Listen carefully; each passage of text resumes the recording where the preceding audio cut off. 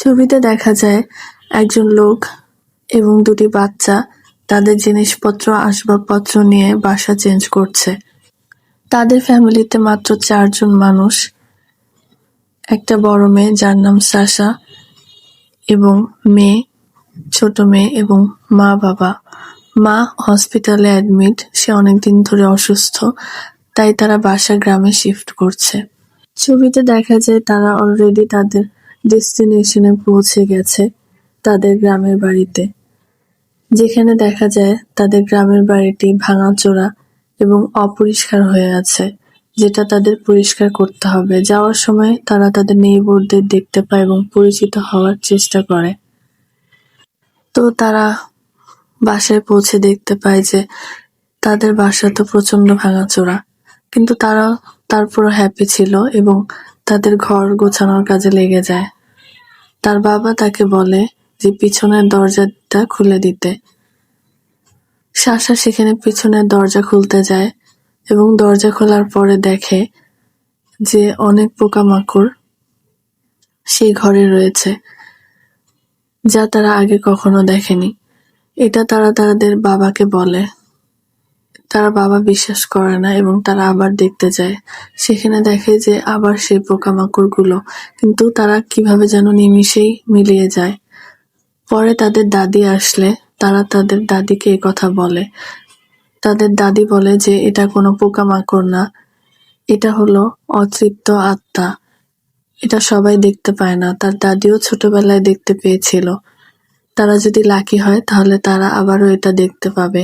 এই আত্মাগুলো কর্পূর গাছে থাকে, যেটা তাদের বাসা থেকেই দেখা যায়। এই কথা বলে তার দাদি তাদেরকে সান্ত্বনা দেওয়ার চেষ্টা করে এবং ঘর গোছানোর কাজে তাদেরকে সাহায্য করতে থাকে। আশা এবং মেয়ে তার দাদির সাথে অনেক ধরনের কথাবার্তা বলছিল এবং সাথে সাথে কাজও করে যাচ্ছিল। তার দাদি তাদেরকে অনেক সুন্দর অ্যাডভাইস দেয় যে তারা সুন্দরভাবে যাতে থাকে। এদিকে দাদির নাতি, যার নাম কান্তা, সে খাবার নিয়ে হাজির হয় এবং খাবার দেওয়ার পরে সে যখন চলে যাবে, সে তাদেরকে ভেঙচিয়ে বলে যে এই বাসায় অনেক ভূত থাকে, তাদেরকে ভূত খেয়ে ফেলবে, এবং তাদেরকে টন্ট করতে থাকে। এটা ছিল একটা মজার ব্যাপার। কান্তা খাবার দিয়ে চলে যায় এবং তারা আবারও গোছগাছ করতে শুরু করে। তাদের গোছগাছ করতে অনেকটা সময় লেগে যায়, প্রায় সন্ধ্যা হয়ে যায়। এরপর তারা কান্তার দেওয়ার খাবারগুলো খেয়ে নেয় এবং দাদি সন্ধ্যাবেলা তার বাসায় চলে যায়। রাতের বেলা দেখা যায় যে প্রচন্ড ঝড় শুরু হয়ে যায়, গাছপালা ভেঙে যাওয়া শুরু করে। সাশা এবং কান্তা দুজনে ভয় পেয়ে বাবার কাছে চলে যায়। সেখানে পোকামাকড়গুলো অথবা সে অতৃপ্ত আত্মাগুলো আবার নড়াচড়া শুরু করে। পরদিন তার বাবা 2 মেয়েকে নিয়ে বাসার কাজকর্ম করে এবং তার মাকে দেখতে চলে যায়। যাওয়ার আগে তার দাদির থেকে বিদায় নিয়ে তারপরে যায়। হসপিটালে পৌঁছালে 2 মেয়ে তার মাকে জড়িয়ে ধরে এবং বলে যে তারা তাকে অনেক মিস করছে। তার মাও তাদের বলে যে সেও তাদেরকে সবসময় মিস করে। তো মেয়ে এবং সাশা তাকে অতৃপ্ত আত্মাগুলোর ব্যাপারে বলতে থাকে। তার মা বলে যে সুস্থ হলে সেও এসে দেখবে। আত্মাগুলো দেখতে সেও আগ্রহী এবং তাদেরকে চুল আঁচড়ে দিতে দিতে বিভিন্ন ধরনের উপদেশ দেয়, ভালোভাবে খাওয়া দাওয়া করতে, ভালোভাবে পড়াশোনা করতে। পরে তারা বিকেলে ব্যাক করে বাসার উদ্দেশ্যে। পরদিন সকালে উঠে সাশা ব্রেকফাস্ট তৈরি করে এবং তার বান্ধবীর সাথে স্কুলে চলে যায় এবং মেয়ে তার বাবার সাথে থাকে। বাবা অফিসের কাজকর্মে মনোযোগ দিতে থাকে। তখন দেখা যায় মেয়ে গার্ডেনে খেলতে খেলতে অনেক দূর চলে যায় এবং সেখানে অদ্ভুত 2টি প্রাণীকে দেখতে পায়। এই প্রাণীগুলোর পাওয়ার ছিল তারা ইনভিজিবল হতে পারত। সে তাদের পিছু নিতে নিতে অনেক গভীর জঙ্গলে চলে যায় এবং সে দেখতে পায় যে একটি গর্তের ভিতরে মেয়ে ঢুকে যায় এবং সে ওই জন্তুগুলোর কাছে চলে যায়। দেখা যায় যে সেই ছোট ছোট 2টি জন্তুর মতো দেখতে একটি বড় জন্তুও ছিল। সেটির উপর সে কোলের উপর উঠে পড়ে এবং তার সাথে খেলতে থাকে। তার নাম জিজ্ঞাসা করে। সে তাকে বলে তার নাম টরোটো। সে ওখানেই তার পেটের উপর ঘুমিয়ে পড়ে। এদিকে সাশা স্কুল থেকে ব্যাক করলে তার বাবাকে জিজ্ঞাসা করে মেয়ে কোথায়। তার বাবা বলে যে সে তো গার্ডেনেই খেলছিল। তখন মেয়ে তাকে ঝোপ জঙ্গলে খুঁজে পায় এবং মেয়ে তাকে বলে যে সে দুটি ভূতকে দেখতে পেয়েছে এবং তার বর্ণনা দেয়। এগুলো শুনে তার বাবা এবং বোন হাসাহাসি করে। বাবা তাকে বলে যে হ্যাঁ, নিশ্চয়ই সে ভূত দেখেছে, তারা আবারও তার সাথে এসে দেখবে। মেয়ে তাকে সে গাছের গুড়িতে নিয়ে যায়, কিন্তু সেখানে তারা কোনো গর্ত দেখতে পায় না। পরে তারা গাছকে প্রণাম করে বাসার উদ্দেশ্যে রওনা দেয়। মেয়ে পরবর্তীতে ডায়েরিতে সারাদিনের কথা লেখে এবং কর্পূর গাছে সেই জন্তু দুটি অদ্ভুত ইনস্ট্রুমেন্ট বাজাতে থাকে।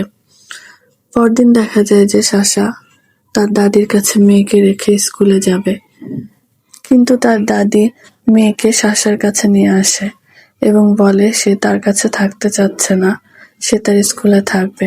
সাশা টিচারের থেকে পারমিশন নিয়ে মেয়েকে রেখে দেয়। মেয়ে সেখানে আবার টরোটোর ছবি আঁকতে থাকে। স্কুল ছুটির পর বাসায় ব্যাক করার সময় অনেক ঝড় বৃষ্টি হয়। তখন তারা ছোট একটি মন্দিরে আশ্রয় নেয়। এই সময় কান্তাকে দেখা যায়। কান্তা তার ছাতাটা তাদেরকে দিয়ে বাসায় চলে যায়। বাসায় ফেরার পরে তাদের মনে পড়ে যে তার বাবাও তো ছাতা নেয়নি। তাই তারা ঠিক করে তার বাবাকে ছাতা দিতে বাস স্ট্যান্ডে যাবে। এই সময় মেয়ের অনেক ঘুম পায়। সাশা মেয়েকে পিঠে নিয়ে নেয়। এমন সময় সাশা প্রথমবারের মতো টরোটোকে দেখতে পায় এবং তার মাথায় ছোট একটি পাতার মতো। সে তখন টরোটোকে তার ছাতাটি দেয়। টরোটো ছাতাতে বৃষ্টির ফোঁটার শব্দ পেয়ে খুশিতে এক লাফ দেয় এবং সেই লাফে ঝমঝম করে বৃষ্টি আরো জোরে পড়তে থাকে। এদিকে টরোটোকে নিতে একটি বিড়াল টাইপ গাড়ি চলে আসে। সেখানে টরোটো ওই ছাতাটি নিয়ে উঠে পড়ে এবং চলে যায় তার গন্তব্যে। এবার বাসে তার বাবাকে আসতে দেখা যায়। তার বাবা বলে কেন এখানে এসেছে তারা। পরবর্তী সিনে দেখা যায় যে টরোটো ছাতার বিনিময়ে তাদেরকে ওক গাছের ফলের বীজ দিয়েছিল। তারা পরদিন সেটা লাগায় এবং তার মাকে এসব সবকিছু বলে। তার মা এসব শুনে খুব খুশি হয়। রাতে যখন সাশা ঘুমাচ্ছিল তখন সে টরোটো এবং তার বন্ধুদের আওয়াজ শুনতে পায়। সে ওক গাছের বীজগুলোর সাথে কি যেন করছিল এবং সে গাছগুলো অনেক বড় হয়ে গেছে দেখতে পাওয়া যায়। তারা এটাও ফিল করে যে টরোটো এবং তার বন্ধুদের সাথে তারা অনেক দূরে উড়ে যাচ্ছে এবং ওক গাছের উপর বসে সেই অদ্ভুত ইনস্ট্রুমেন্টগুলো বাজাচ্ছে। পরবর্তী সিনে দেখা যায় সকালে উঠে তারা সত্যি দেখতে পায় যে ওক গাছের চারা গজিয়েছে। এতে তারা বুঝতে পারে যে এটা সত্যি টরোটোরা এসেছিল। পরদিন যখন সকাল হয় তখন একটি চিঠি আসে সাশার কাছে। সাশা সেখানে দেখতে পায় যে তার মা অসুস্থ থাকায় তাকে আরো বেশ কিছুদিন থাকতে হবে হসপিটালে। সে তার বাবাকে ফোন করে এবং জানায়। এটা শুনতে পায় মেয়ে। মেয়ে অনেক কান্নাকাটি করে। এদিকে তার দাদি তাদেরকে সাহায্য করতে আসে আবার। সে তাদেরকে বুঝায় যে তার মা ঠিক হয়ে যাবে, কিন্তু সাশা বুঝতে চায় না। সে কেঁদে দেয় এবং বলে তার মা কি সারা জীবন হসপিটাল থাকবে। এটা দেখে মেয়ে অনেক মন খারাপ করে এবং তার মাকে দেখতে একাই ছুটে চলে যায় হসপিটালের উদ্দেশ্যে। এদিকে গ্রামবাসীরা মেয়েকে খুঁজতে থাকে এবং তার একটি জুতা জোড়া খুঁজে পায় পুকুরে, কিন্তু সাশা বলে এটা ওর শু না। সাশা নিজেই খুঁজতে বের হয়ে যায় এবং টরোটোর সাহায্য নেয়। সে টরোটোর বিড়াল গাড়িতে করে সাশাকে খুঁজে বের করে এবং তার মায়ের কাছে হসপিটালেও সেই ভুট্টাতে মায়ের জন্য লেখা জিনিসটা পাঠিয়ে দেয় এবং গাছে উঠে আবারও টরোটো এবং তার বন্ধুদের সাথে ইনস্ট্রুমেন্টটা বাজাতে থাকে। এভাবেই গল্পটা এখানে শেষ হয়ে যায়।